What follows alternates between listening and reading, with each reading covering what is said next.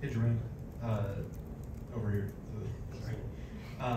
So obviously, when you play receiver, drops are going to happen. But as a group, what things are you guys doing to work on making sure those are minimized as much as possible this season? That is definitely a good point. And so we really take initiative into our own hands and staying after practice. Doing whatever it takes, getting on the jug machines. Doing drills with the weighted like 2-pound ball. A lot of stuff like that, but mainly just repetition of it, just catching. Because you're not going to get all the catches you need in practice, so it's up to you to stay after practice and make sure you get the good amount of catches you need. In the middle, Tony. You led all the receivers in yards last year, but you haven't really gotten the hype this offseason. Do you kind of feel like you're being slept on heading into your second season with the team? Considering all outside noise and whatnot, it's natural. People are going to talk the outside news media, but at the end of the day, we still have one goal, that's to win. So, it doesn't matter. I'm not really focused on, how many yards I have or any touches or touchdowns or anything like that. Pretty much if I can do the most minimum, but at the end of the day, get a national championship with this team, I'll do it. So, it's all about just pretty much how much we can contribute, and we have a lot of people that can contribute this year, so look forward to it. Over here with Charlie. You obviously are working with multiple quarterbacks, but just how have you seen the chemistry come along with all those guys? I've seen them all working. There's definitely a different drive in that room. I love the way they're working. I love the way they're trying to all communicate.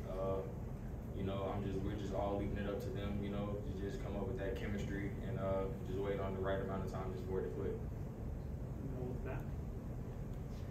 Which side likes the first day in full pads more, the offense or defense?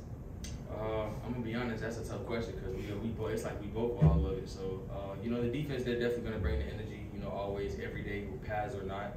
So as an offense, we just love that kind of competitiveness because we're gonna see it in the season. So anytime we can all go at it, and make each other better, we always look forward to it. Stay in the middle, Mike. So what's been different this year with Tommy as offensive coordinator? Just has anything changed with your role in the offense? Tommy, he definitely brings a light to that room, his energy, a guy that we can all trust, lean on as a coach, even as well as not being a coach, just even maturing into a young grown man. He's definitely somebody that we look up to and really trust with his offense and, really listen to because, he's just one of those guys, he's just, when he talks, you want to listen. Like, he just brings the attitude and energy to us, so we're going to do whatever we can to go 100% behind him. From Kate. You talked about there's a lot of guys that can contribute. There's not a lot of upperclassmen in the receiver room, so maybe here's some of the younger guys that people should kind of keep an eye on throughout fall camp as the season starts.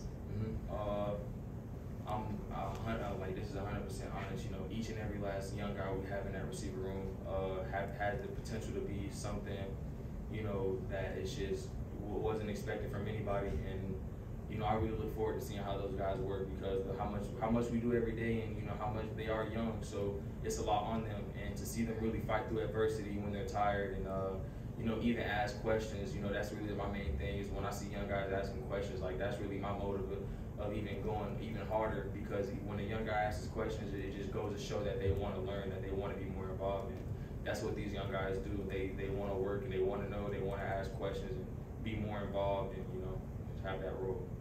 Cody. As a receiving core, are there challenges there when there are multiple quarterbacks getting first team reps, and does that add maybe pressure on some of you guys to just execute no matter who's throwing the ball?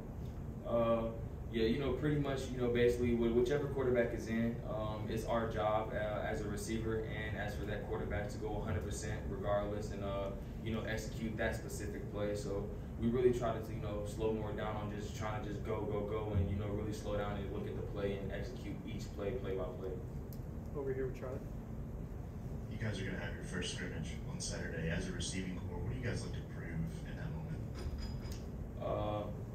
Pretty much, we're still in the midst of creating our identity. So at the end of the day, we just look forward. We're trying to keep our tempo up. Trying to just go 100%, focus on each play and executing each play because looking plays ahead or skipping plays ahead or trying to just look forward into the it can make you fall off track. So I feel like just us taking it slow, each play by play, and making sure that we can execute each play. the main goal. Right here with Nick.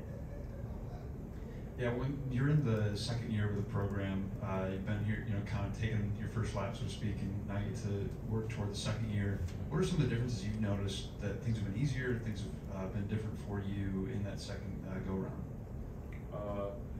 Definitely, it's definitely a learning process, and stepping into the roles of being more of a leader to the young guys and overall to the team.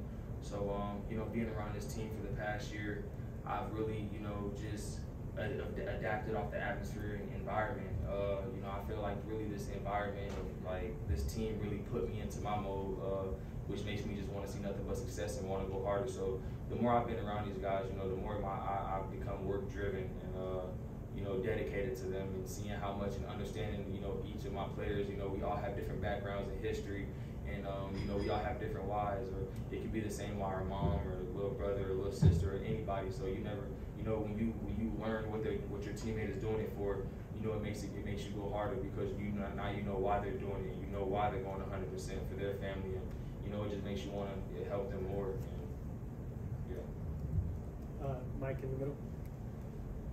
Did you know Trezmen Marshall at all at Georgia, and have you got to know him here at all since he's been here? Yeah, Trezmen is like my brother, so when he just came, he instantly just attached on. I pretty much gave him the rundown, like, fam, this is a tough atmosphere and environment, but as long as Trezmen, it was really nothing, coming from Georgia. He kind of like us being together, we always been kind of like work heads. So when he just got here, it pretty much just like kind of put him on, and he's really adapting well. So, but yeah, that's my brother. Last one, Cody. I know open practice, spring game, watching games in the past, the DBs will sometimes do that like stab right away at the snap. As a receiver, what does that do when they're able to successfully do that, and also how do you beat that? Immediately, it can happen in multiple ways over stab, jam. You can eliminate that with dipping your shoulder, or depending on what leverage they are. If they're outside leverage and they're already giving you the inside, you don't have to, you can pretty much just attack the outside, threaten the outside release, and if they try to protect it, slide in or slip inside. But majority, slip shoulders, hand-to-hand combat, stuff like that. Thank you. Appreciate y'all.